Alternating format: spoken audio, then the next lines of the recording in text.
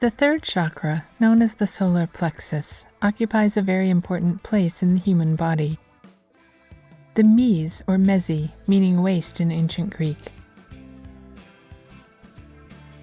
In music, the mese first appears in the harmonic series as the note of G, the perfect fifth of the tonic of C. This G is highlighted in the logo of Freemasonry, and we know it as the soul note in the Do-Re-Mi scale. The G note as mese is generated in the third harmonic, and the mesi, or waist of the body, is located at the third chakra. The Masons also have a bizarre hand gesture signifying the importance they place on both the mese and the third chakra. The hand gesture is actually covering, hiding, and stifling the mese energy. But why would the Masons be at war with the third chakra? To answer this question, we need to look again at exactly what the third chakra does, especially in relation to human economic behavior. The first three chakras of the human body are matter-based as opposed to spirit-based, and these first three chakras energize basic human survival. The lowest, or root chakra, drives our accumulation of money, food, and other resources. It's the source of the energy we use to produce, to earn, to meet our own material needs. The next higher chakra is the orange, or sacral. This is the energy we use to benefit ourselves by consuming what we've produced and what we've acquired. The next chakra, the solar plexus, is the highest of the matter-based chakras, and its activities are closest to the heart. The act of saving is energized by this third chakra. Holding back and storing money, food, goods, and other resources is an alchemical act of transforming current resources into future wealth. Resources that aren't consumed, that are instead saved or held back, can then be used to create something new. The third chakra's energy is also connected to willpower, an aspect of saving. When this chakra is out of balance, one symptom can be overeating or overconsumption, which is the failure to save that which should not be consumed. When we master the processes of the first three matter-based chakras, we no longer just toil to survive. Saving elevates us above that constant struggle and moves us closer to the heart, where we begin to share. This orderly movement of the matter-based chakras moves us in the right direction, which is upward. Our energies ascend and our frequencies quicken. At the throat chakra, we then share information and express our truth. Economically, our truth involves what we've produced to sell for profit, what we require for our own consumption, and what we've saved with which we'll create or give. The third eye is where, through heightened and expanded perception, we reconcile duality. It's here we encourage the hemispheres of the brain to fraternize and holistically see through the pineal gland located between them.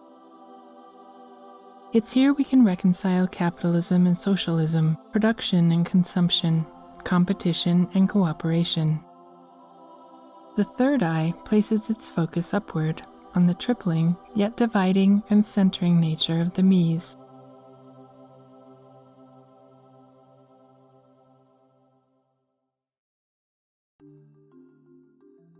The seventh chakra, the ability to manifest from that holistic perception to create wealth from savings, is the realm of the crown chakra.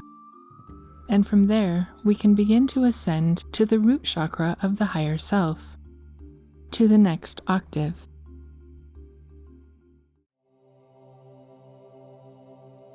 Of all these human economic behaviors, the energy of the third chakra is the most problematic to the controllers, who have designed our corrupt economic system based on debt.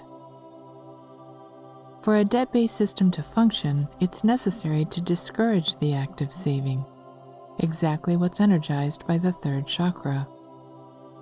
And we can see the war against saving in current economic policies that not only discourage saving, but financially penalize it. Here in the US, we have a double tax on savings. According to Dan Mitchell of the Heritage Foundation, a taxpayer who spends his after-tax income has little to no federal tax liability. But the taxpayer who saves is taxed twice. First when the income is earned, and second when the saved income generates interest. When you add in capital gains taxes, dividend taxes, and estate taxes, savings is often taxed 3 or 4 times. This multiple taxation on savings is a prime example of the war on the third chakra, in favor of debt-based economic policies that encourage consumption. Because when you spend that money, you avoid all these taxes. The controllers punish saving for many reasons, but saving has an important regulatory function in any economy. It prevents both overproduction and overconsumption. That's because the act of saving offsets consumption in one area of the economy to facilitate economic growth in another. And this keeps the overall economy from expanding too rapidly. It prevents the economy's unchecked octave doubling from expanding too quickly like a cancer. But in the economically debased world the controllers have created, this type of healthy and responsible regulation runs counter to the propagation of debt, so you can see why the controllers don't want people saving. Think about it this way: if bankers really wanted people to save, they would incentivize it. But savings interest rates are incredibly low. This is not an economic behavior the bankers or the government want to promote at all. The bankers know that the mese represents self-regulation. If the mese is removed, regulation from outside becomes necessary, allowing the types of government interventions in the economy that perpetuate this system of debt.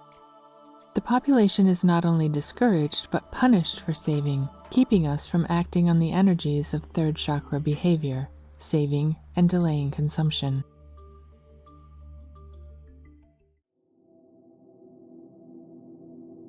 Just as the mese regulates the scale, offsetting its octave expansion, the solar plexus regulates our economic behavior, preventing the Keynesian infinite growth paradigm. Ultimately, though, the act of saving produces individual wealth, and as a population, we've been programmed for over a century to not only be poor, but to be happy about being poor. I'm broke, but I'm happy. I'm poor, but I'm kind. I got plenty of nothing, and nothing's plenty for me. Oh, we ain't got a barrel of money, And maybe we're ragged and funny, but we'll travel along. singing a song side by side. They say our love won't pay the rent, for it's earned, our money's all been spent. I guess that's so we don't have a fight, but at least I'm sure of all the things we got. Being poor is a virtue in their debt-based system, though nobody seems to have figured out the real purpose of this propaganda. No one's really gonna figure it out just yet. But I've got one hand in my pocket, and the other one is playing the piano.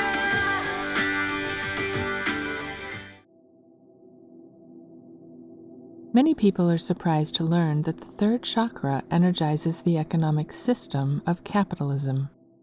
The reason for this is simple. Capital is always in a state of savings. In fact, capital is savings, and that's really what this war is all about. The war on the third chakra is a war on capitalism, as signified by Karl Marx, who wrote the manifesto against capitalism, Das Kapital. But is capitalism really the evil we've been programmed to believe it is?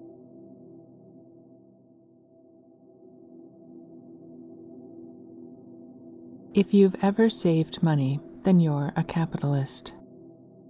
You've transformed income or resources into capital in order to create value for yourself. The word capital derives from the Latin word caput, meaning head. The word caput, meaning done or defeated, is an unrelated word of French derivation. Capital was originally used as a term measuring how many head of cattle were in a herd. The idea that the cattle still possessed heads distinguishes living cattle as a form of capital, in contrast to eaten cattle. A living cow is a great example of capital because a cow that hasn't been eaten will continue to produce wealth, or baby cows. Once a cow is eaten, the process of wealth creation stops, and the cow goes from being capital to being food. The war on capitalism is a war on savings, and it's an attempt to prevent people from accessing the wealth-building alchemy that saving will produce. Our economy, designed by the controllers to function via debt monetization and stimulation of consumption, completely bypasses the solar plexus chakra energy. If we care about economic sustainability or planetary sustainability, it might be a good time to stop bashing capitalism, or saving, and to start rejecting the injections of demand stimulus that the politicians and central bankers are foisting on the world.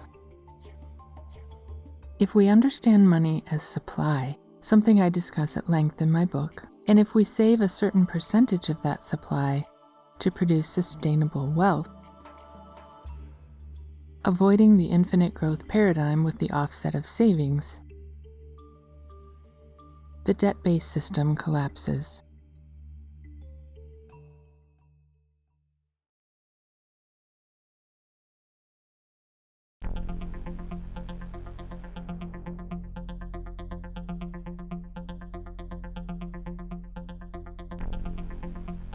I'm grateful for any feedback.